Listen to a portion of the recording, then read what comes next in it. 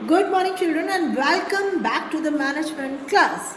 और अभी तक हमने मैनेजमेंट में आपकी इस क्लास में कई टॉपिक्स पढ़े and in my last class I explained you the functions of management: planning, organizing, staffing, directing and controlling, where planning is the primary or first function of management and controlling is the last function of management. Planning and controlling are interrelated and correlated. अब कभी आपने सोचा ये पांचों function एक organisation के management में ज़रूरी तो है, but when we can achieve a pre decided goal और ऑब्जेक्टिव, जब इन पांचों फंक्शन में आपस में कोऑर्डिनेशन मीनिंग समन्वय, मीन्स ये पांचों फंक्शन और इन पांचों डिपार्टमेंट में जितने भी लोग काम कर रहे हैं वो सभी लोग आपस में एक दूसरे की प्रॉपर कोऑर्डिनेशन में रहें, टच में रहें और एक दूसरे हर डिपार्टमेंट को पता हो कि हर नेक्स्ट डिपार्टमेंट में क्या काम हो रहा है, क्या प्रोग्रेस हो रही है। तभी सारे डिपार्ट जब प्रॉपरली कोऑर्डिनेशन से चलेंगे तो ऑर्गेनाइजेशन का जो प्री डिसाइडेड गोल या ऑब्जेक्टिव है वो सक्सेसफुली अचीव हो पाएगा। चलिए छोटा सा एक एग्जांपल लेते हैं कि मैंने सोचा कि मुझे टेबल पे रखा हुआ ग्लास चाहिए, तो ब्रेन ने इस चीज़ को सोचा और ब्रेन ने ये चीज़ कोऑर्डिनेट की किसे, हमारे हैंड को, और इस हैंड से प्रॉपरली जब वो कोऑर्डिनेट हुआ तो मैंने इस ग्लास को उठाया। फिर मैंने कहा मुझे पानी पीना है, तो मैंने इस ग्लास से कोऑर्डिनेट किया अपने माउथ के साथ और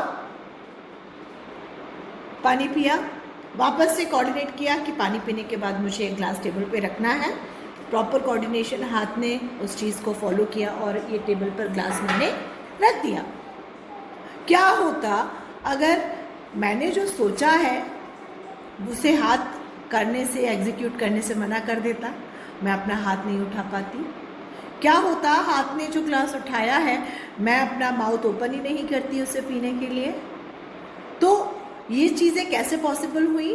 ब्रेन, हैंड, माउथ, इन तीनों के प्रॉपर कोऑर्डिनेशन से।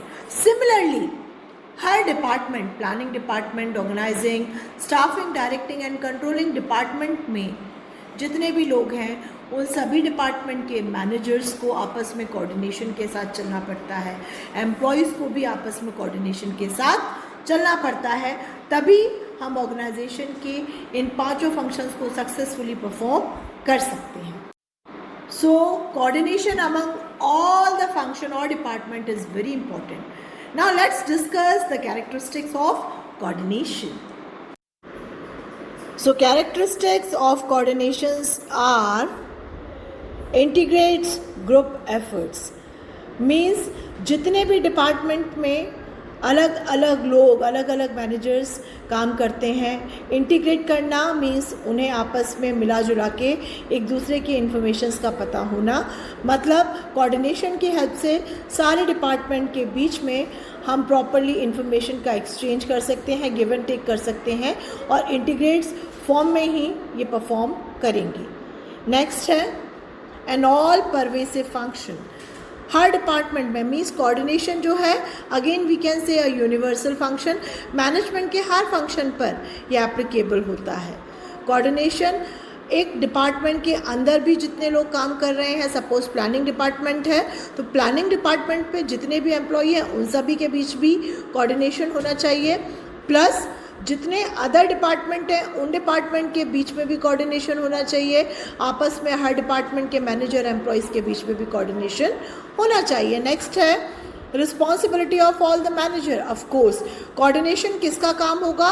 जो वेरियस डिपार्टमेंट हैं, अलग अलग फंक्शनल डिपार्टमेंट के, उन सभी मैनेजर्स की ये जिम्मेदारी होगी कि वो आपस में एक्सचेंज ऑफ इंफॉर्मेशन करते रहें, सजेशंस करते रहें। तो ये रिस्पॉन्सिबिलिटी किसकी होगी? कोऑर्डिनेशन को बनाए रखना हर डिपार्टमेंट के मैनेजर्स की। अगेन कंटिन्यूस प्रोसेस, जिस तरह से हमने देखा था मैनेजमेंट एक कंटिन्यूस प्रोसेस होती है, सिमिलरली कोऑर्डिनेशन भी एक कंटिन्यूस प्रोसेस होती है, because once we achieve a pre decided goal और objective again we will set certain objectives और वापस उन ऑब्जेक्टिव्स को पाने के लिए हमें ज़रूरत पड़ेगी सभी डिपार्टमेंट के बीच में किस चीज़ की? कोऑर्डिनेशन की। And the last is ensure unity of action, बिल्कुल। जब सभी डिपार्टमेंट के बीच में कोऑर्डिनेशन हो जाएगा, सभी डिपार्टमेंट के सभी मैनेजर्स आपस में कोऑर्डिनेशन के साथ काम करेंगे, तो यूनिटी ऑफ एक्शन की फीलिंग उनमें आ जाएगी, क्योंकि अल्टीमेटली तो सभी का एक ही गोल और ऑब्जेक्टिव होता है कि ऑर्गेनाइजेशन का जो गोल है या ऑब्जेक्टिव है उसे म्यूचुअली सबके साथ काम करते हुए अचीव करना। तो यूनिटी ऑफ एक्शन को लाने के लिए ये इंश्योरिटी देगा या श्योर करेगा कि सभी डिपार्टमेंट आपस में काम करें, और ये जिम्मेदारी किसकी होगी? कोऑर्डिनेशन की। और कोऑर्डिनेशन किसकी जिम्मेदारी होगी? अलग अलग डिपार्टमेंट के सभी मैनेजर्स की। And children, now we will discuss importance of coordination. So first is growth in size. जैसे ही ऑर्गेनाइजेशन दिनों दिन ग्रोथ करेगी, टारगेट अचीव करेगी, उसके डिपार्टमेंट बढ़ते जाएंगे। डिपार्टमेंट बढ़ने के साथ साथ उसमें काम करने वाले लोग भी बढ़ते जाएंगे। सो इट्स वेरी इम्पॉर्टेंट कि जितने अलग अलग डिपार्टमेंट बढ़ रहे हैं उसमें काम करने वाले सभी डिपार्टमेंट के लोगों के बीच में कोऑर्डिनेशन हो। And the next importance is functional differentiations. बच्चों, जैसा हमने पढ़ा कि अलग अलग फंक्शंस होते हैं, इसलिए हर फंक्शन के लिए एक अलग डिपार्टमेंट भी होता है, और ये ज़रूरी नहीं है कि हर डिपार्टमेंट के लोगों के ऑब्जेक्टिव इंटरनली वो सेम डिसाइड करें, क्योंकि हो सकता है प्लानिंग डिपार्टमेंट के हिसाब से जो चीज़ उन्हें सही लग रही हो ऑब्जेक्ट के लिए। सपोज़ किसी ऑर्गेनाइजेशन को किसी चीज़ का प्रोडक्शन करना है, तो प्लानिंग डिपार्टमेंट के अकॉर्डिंगली उन्हें लग रहा है कि वी शुड प्रोड्यूस 500 यूनिट्स, लेकिन ऑर्गेनाइजिंग डिपार्टमेंट के लोगों को लगा अवेलेबिलिटी के हिसाब से सिर्फ we can produce 400 units. Staffing हमारे पास 300 यूनिट्स की है, और उसके बाद हमें जो कंट्रोलिंग करना है, अगर कहीं से हम कंट्रोलिंग कर सकें तो 350 यूनिट प्रोड्यूस कर सकते हैं।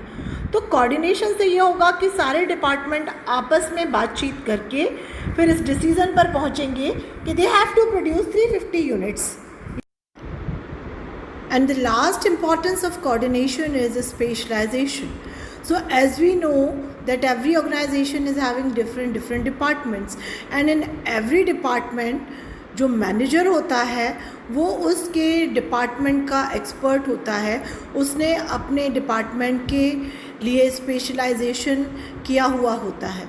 तो क्वाइट पॉसिबल कि अपने अपने डिपार्टमेंट के डिसीज़न मेकिंग के टाइम पर दे आर प्रिटी श्योर कि हम जो डिसीज़न ले रहे हैं सिर्फ वही सही है, और ऐसे में to avoid any kind of grievance among them, ये ज़रूरी है कि वो सभी आपस में कोऑर्डिनेशन करके चलें, तभी उनके बीच में किसी तरह के ग्रीवेंस डिस्प्यूट की सिचुएशन पैदा नहीं होगी।